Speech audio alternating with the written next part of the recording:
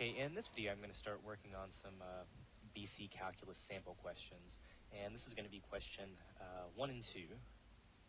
So the first problem here, it says, what is the slope of the line tangent to the curve x squared plus 2xy plus 3y squared equals 2 when y equals 1?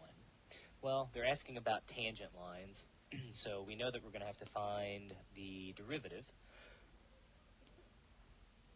Remember in this case that we're going to have to use implicit differentiation as well. So when we take the derivative with respect to x of x squared will just be 2x.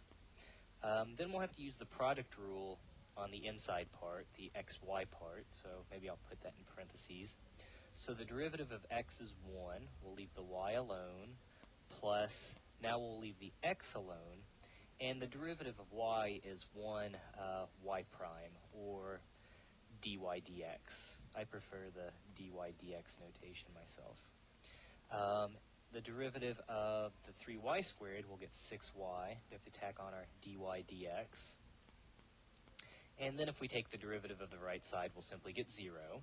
So what we're going to do at this point is just solve for dy dx. So we have 2x plus 2y plus 2x dy dx plus 6y dy dx equals 0. And notice if we subtract, we could actually factor a 2 out of everything. There's a 2, 2, 2, and a 6. So if we divide each side by 2, I'll get rid of the coefficients. If you divide 6 by 2, we get 3. And now what I'm going to do is I'm going to subtract my x, and I'm going to subtract my y. And notice left over, what I would have left on the left side now would be my x dy dx plus 3y dy dx. So I can factor the dy dx out,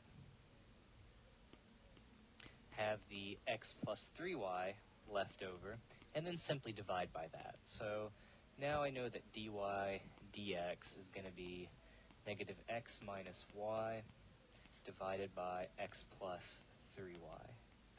Okay, so I was hoping somehow, and well, I guess it's possible, that the derivative only involved the y-coordinate. So then we would just plug in y equals 1. But the problem is we need the x-coordinate as well. Well, how do we get the x-coordinate? Well, we have the equation of the curve.